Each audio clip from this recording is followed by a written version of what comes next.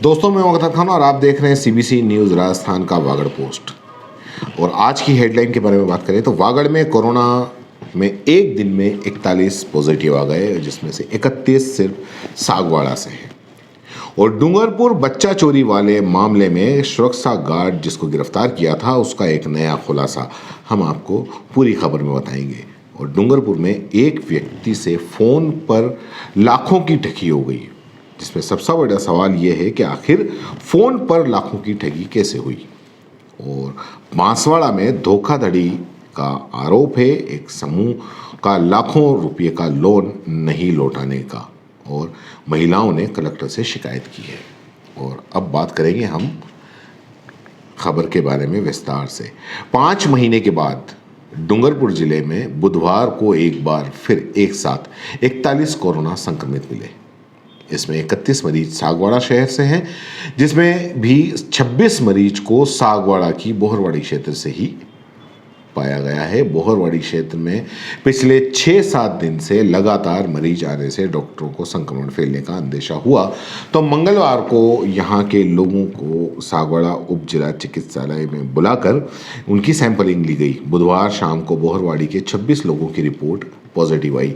जिले में दिसंबर के अंत तक इतनी बड़ी संख्या में लगातार मरीज आ रहे थे। जनवरी से मरीजों का जो ग्राफ था वो कम हो गया था। करीब 2 माह की खामोशी के बाद पहली बार इतनी बड़ी संख्या में कोरोना पॉजिटिव आए हैं। सागवाड़ा बीसीएमओ डॉक्टर पंकज खांट ने बताया कि बुधवार को आई कोरोना सैंपल की 2 रिपोर्ट में सागवाड़ा क्षेत्र के 41 लोग संक्रमित मिले। इसमें से बोहरवाड़ी क्षेत्र के जो संक्रमित हैं वो ज़्यादा हैं, वहीं 15 अन्य मरीज शहर तथा आसपास के ग्रामीण क्षेत्रों से हैं। बोहरवाड़ी से बोहरा समाज की 15 महिलाएं और 11 पुरुष की रिपोर्ट पॉजिटिव आई है। इसके अलावा सागवाड़ा में 5 अन्य की रिपोर्ट पॉजिटिव आई है। इसी तरह अकेले सागवाड़ा शहर में करीब 31 लोग कोरोना संक्रमित पाए गए। वहीं अन्य पॉजिटिव भी सागवाड़ा के जो क्षेत्र है उसी के हैं। उपखंड मुख्यालय पर नगर पालिका क्षेत्र में एक ही समुदाय के 26 लोगों का एक साथ कोरोना पॉजिटिव आने पर एसडीएम ने जीरो मोबिलिटी निषेधाज्ञा क्षेत्र घोषित किया है। एसडीएम राजीव द्विवेदी ने बताया कि नगर के पटवार मंडल भवन के पीछे स्थित मूनलाइट ड्राई क्लिनिक के पास बोहरवाड़ी में जाने वाली गली का नाका, इसी रोड पर आगे पीपली के सामने से बोहरवाड़ी के ऊपर की ओर जाने वाली गली का नाका, जमात खाने एवं फकरी मस्जिद के आसपास बोहरवाड़ी में जाने वाले मुख्य रास्ते का नाका, फकरी मस्जिद से पटेलवाड़ा पुरानी आबादी जाने वाला रोड पर वार्ड 2 का बोर्ड लगा हुआ है, वहां से बोहरवाड़ी में जाने वाली गली तक, और भोई समाज के नोहरे एवं रामेश्वर मंदिर के उत्तर एवं दक्षिण दोनों तरफ से बोहरवाड़ी की ओर जाने वाली गलियों के नाके और बोहरवाड़ी क्षेत्र में जाने वाली समस्त गलियों और प्रवेश द्वार को बंद किया है और पूरी बोहरवाड़ी क्षेत्र में जीरो मोबिलिटी क्षेत्र घोषित किया है। यहाँ जनसाधारण के आने जाने पर सख्ती से पाबंदी रहेगी। और अब बात करेंगे डूंगरपुर में जो बच्चा चोरी हुआ था उस मामले में, उसमें क्या नया खुलासा हुआ है। मातृ एवं शिशु अस्पताल से बच्चा चोरी मामले में सदर पुलिस थाना ने बुधवार को कार्रवाई कर आरोपी महिला के पति को भी गिरफ्तार कर लिया। आरोपी महिला के पति ने ही सुरक्षा गार्ड के खाते में 10,000 रुपये जमा कराए थे।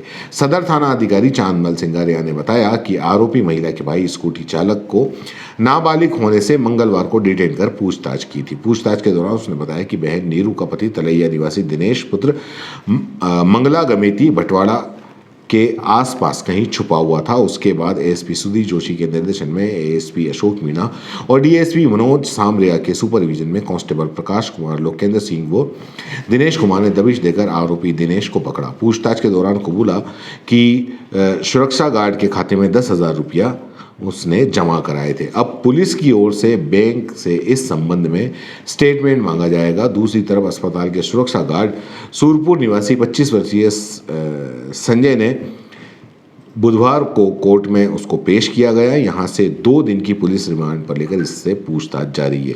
दरअसल पुलिस ने सुरक्षा गार्ड संजय कोर्टेट से पूछताछ की तो सामने आया कि सुरक्षा गार्ड ने नीरू के लिए कोई और बच्चा उठाने की योजना बनाई थी।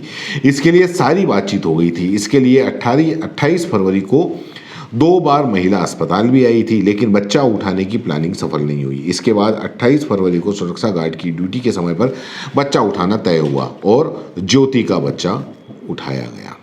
अब बात करेंगे फोन पर लाखों की ठगी। आखिर फोन पर लाखों की ठगी कैसे हुई, ये एक बड़ा सवाल है। डूंगरपुर शहर के निवासी व्यक्ति के साथ करीब 43,47,000 रुपए की धोखाधड़ी का मामला सामने आया है। इसके बाद आरोपियों के मोबाइल स्विच ऑफ आ रहे हैं। पीड़ित के ओर से जो रिपोर्ट दी है, उस रिपोर्ट के अंदर ये बताया गया है कि डूंगरपुर एसपी को जो रिपोर्ट दी है उसके आधार पर हम आपको बता रहे हैं कि कोतवाली पुलिस ने इसका मामला दर्ज कर लिया है। पीड़ित ने इसकी जांच जल्दी करवाने की मांग की है। दरअसल शहर निवासी एक व्यक्ति का 2 लाख रुपए का बीमा था।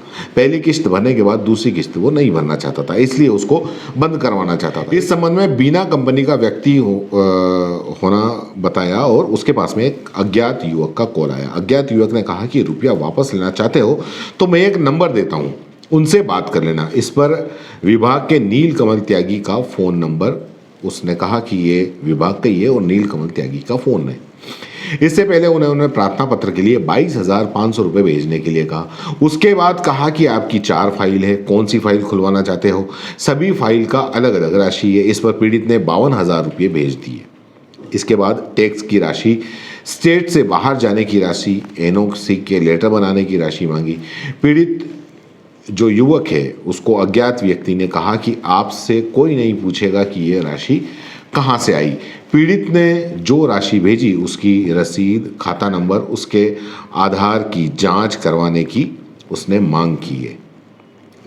उसने पीड़ित ने पुलिस को रिपोर्ट में बताया कि मैं स्वीकार करता हूं कि मुझसे बड़ी भूल हुई है। मेरा नाम पूरी तरीके से गुप्त रखा जाए। इसकी जांच शीघ्र करवाने की, राशि को वापस दिलाने की उसने मांग की है। पीड़ित की तरफ से दी गई रिपोर्ट के से लग रहा है कि 43,47,000 रुपये की राशि अलग अलग किश्तों में अज्ञात व्यक्ति के खाते में गई। पुलिस की तरफ से इस मामले की जाँच शुरू पुलिस ने कर दी है। वहीं पुलिस की तरफ से पीड़ित से बातचीत करके जानकारी जुटाई जा रही है कि आखिर 43,47,000 रुपये किस तरह से अन्य व्यक्ति के खाते में चले गए। पीड़ित ने पुलिस को वो मोबाइल नंबर भी उपलब्ध कराए जिसके जरिए उसकी बात हुई थी। अब ये सबसे बड़ा सवाल है जो बना हुआ है। पीड़ित ने बताया नहीं कि किस तरीके से उसने दूसरों के खाते में सिर्फ फ़ोन पर बात करते करते 47 लाख रुपए डाल दिए। अगर कहा जाए तो ये एक बहुत बड़ी बेवकूफ़ी ही कहा जाएगा। लेकिन न तो पुलिस ने इस बारे में जानकारी दी और न ही पीड़ित से इस बारे में कोई जानकारी मिली। और अब बात करते हैं बांसवाड़ा शहर की। बांसवाड़ा शहर के महिलाओं के समूह को धोखे में रखकर लाखों रुपयों की धोखाधड़ी का मामला सामने आया है। महिलाओं ने इस मामले में बांसवाड़ा जिला पुलिस अधीक्षक और कलेक्टर से शिकायत की है। कलेक्टर को दिए लिखित परिवाद में 26 महिलाओं ने खुद को पीड़ित बताते हुए शहर की निवासी रूबीना, सायरा और अनवर के खिलाफ आरोप लगाए हैं। परिवार ने बताया कि 6 महीने पहले आरोपी रूबीना उनके पास में आई और पति के दिल का दौरा पड़ने और ऑपरेशन कराने के लिए रुपयों की मदद मांगी। इस पर समूह लोन के जरिए उसे अलग अलग 26 महिलाओं से 30,000 से लेकर 1.5 लाख रुपए तक का ऋण दिया गया। लेकिन बाद में तीनों अभियुक्त लोन के जरिए किश्तों में राशि चुकाने में आनाकानी कर रहे हैं और इसी की शिकायत उन्होंने जिला बांसवाड़ा में ही इधर दूसरी तरफ नई आबादी इलाके में स्थित वीआर फाइनेंस कंपनी के दफ्तर के बाहर बुधवार को उपभोक्ताओं ने धरना दिया। उपभोक्ताओं ने आरोप लगाया कि फाइनेंस कंपनी ने 12% ब्याज दर से रुपये लिए थे, लेकिन अब तक समय के बाद भी नहीं लौटा रहे हैं। धरने में शामिल भावसार समाजजनों ने बताया कि 300 के करीब समाजजनों ने कंपनी में निवेश किया है। समाज के लोगों ने बताया कि समाज के लोगों से रुपया लेकर सालों के बाद तय समय के बाद भी रुपया नहीं लौटा रहे हैं। काफ़ी तकाजे के बाद भी रुपया नहीं लौटाया जा रहा है। समाज के लोगों को मजबूर होकर धरना देना पड़ रहा है। प्रदर्शन कर रहे लोगों ने बताया कि 2-3 सप्ताह पहले कंपनी ने डूंगरपुर और बांसवाड़ा में ज़मीनें बेची हैं जिसमें लगभग 8 से 10 करोड़ रुपए मिले हैं। इसके बावजूद कंपनी द्वारा रुपये नहीं लौटाए जा रहे हैं। इस दौरान प्रेमलता भावसार, दुर्गा भावसार, परमेश्वर भावसार, नितिन भावसार, महेंद्र भावसार, मनोहर लाल, महेंद्र, भगवती, विनोद, आशीष, नरेंद्र आदि मौजूद थे। वागड़ पोस्ट में फिलहाल इतना ही, फिर मुलाकात होगी। जय हिंद, जय। सीबीसी न्यूज राजस्थान की यह खबर आपको कैसी लगी नीचे कमेंट करके जरूर बताएं। अगर आप YouTube पर देख रहे हैं तो सीबीसी न्यूज का चैनल सब्सक्राइब करिए, पास में दिख रहे बेल आइकन को भी दबाइए, ताकि जब भी हम आपके लिए कोई खबर, कोई जानकारी लेकर आए तो सबसे पहले आपके पास नोटिफिकेशन पहुंचे। अगर आप फेसबुक पर देख रहे हैं तो सीबीसी न्यूज का पेज लाइक करिए। अगर आप इंस्टाग्राम पर देख रहे हैं तो आप हमें फॉलो कर सकते हैं।